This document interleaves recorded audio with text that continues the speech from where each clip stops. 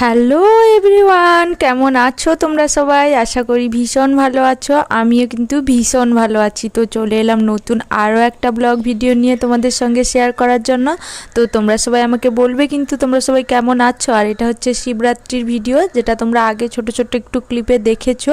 তো এটা একটা বড় ভিডিও তোমাদের সঙ্গে শেয়ার করছি। তো সন্ধ্যাবেলার দিকে রেডি হয়েছিলাম, আর শিবরাত্রি এই নিয়ে প্রায় আমি 5 বছরের বেশি করে ফেললাম। তো তার জন্য মানে উপোস করা মোটামুটি আমার আছে হ্যাবিটে। তো এই যে দেখতেই পাচ্ছ, এবার আমি সন্ধ্যাবেলায় যাব ভেবে রেখেছিলাম সকাল থেকেই, যেহেতু মা বলেছিল যে সন্ধ্যাবেলা যেতে। তো মানে আগের বারে সন্ধ্যাবেলা গেছিলাম, তো ভীষণ ভালো লাগছিল সন্ধ্যাবেলা যেতে। তার জন্য আর অনেকে তো সারা রাত মানে ওই 4 প্রহরে পুজো দেয়, কিন্তু আমি সত্যি বলতে পারি না এতক্ষণ, হয়তো আমার করা হয়নি, মানে করে দেখিনি 4 প্রহরের পুজোটা। তবে যদি কোনো দিন ভগবান চায় তাহলে আমি অবশ্যই করব। আর দেখো আলতা পরে নিচ্ছি। মন্দিরে যেতে হলে তো আলতা একদম মাস্ট থাকে, কিন্তু আলতা পরাটা সেদিন কেন জানি না আমার ঠিকঠাক হয়নি। আসলে একটু তাড়াহুড়োতেই করছিলাম, এর জন্য এরকম একটু হয়ে গেছিলো। তাও আলতা পরে গেছিলাম মোটামুটি। তারপর দেখো নুপুরও পরে নিব। আর এই নুপুর টুপুর এইগুলো একটু পুজো পার্বণে পরলেই দেখতে ভালো লাগে পায়, সবসময় তো আর পরা হয় না, যদিও আমি মাঝে মধ্যে পরি। তারপর দেখো একদম একটা ছোট্ট ঘটে করে দুধ নিয়ে নিয়েছি। আর ডাব আর ওগুলো আমাদের মন্দিরেই সেখানে বিক্রি হয়, তার জন্য আর আগে থেকে কিনিনি, শুধু ফুল নিয়েছি আর দুধটা ঘর থেকে নিয়ে যাচ্ছি। আর বাকি ধূপ টুপ যেগুলো কেনার থাকে ওগুলো ওইখান থেকেই কিনে নিব।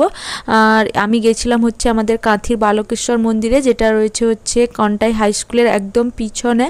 তো ওই মন্দিরটাতেই আমি বরাবর মানে যবে থেকে মানে চতুর্দশী পালন করছি মায়ের সঙ্গে, বেশিরভাগ মানে আমার বেশিরভাগ সময় ওইখানে আমি গেছি মানে শিব পুজো করতে। তো দু একবার মনে হয় অন্য কোথাও গেছি, কিন্তু বেশিরভাগ সময় এখানেই আসি।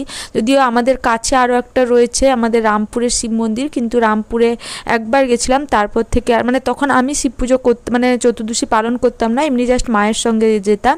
কিন্তু আমি যবে থেকে পালন করছি শিব চতুর্দশী তখন থেকে এখানেই যাই। তো দেখো কথা বলতে বলতে তোমাদের সঙ্গে মন্দিরে চলে এসেছি। আর জানোই তো শিব চতুর্দশী বার করব, আর মানে লাইনে দাঁড়াবো না, এটা তো হতেই পারে না। তবে আগের বছরের তুলনায় এবছর অনেকটাই ভিড় কম ছিল, কারণ আগের বছর তিথি পড়েছিল ওই রাত 8টার দিকে, মানে 8টার পরে পরে, কিন্তু এবছর যেহেতু তাড়াতাড়ি মানে সকাল সকাল তিথি ঢুকে গেছিলো, তার জন্য অতটা ভিড় ছিল না, তবুও অনেকটাই ভিড় ছিল। যারা রাত্রিবেলা জল ঢালতে আসে তো তারা তো আসেই। আর দেখো এখানে ভালোভাবে মন্দিরের ভেতর পুজো দেওয়া হয়ে গেছে, তখন আর ভিডিও করিনি।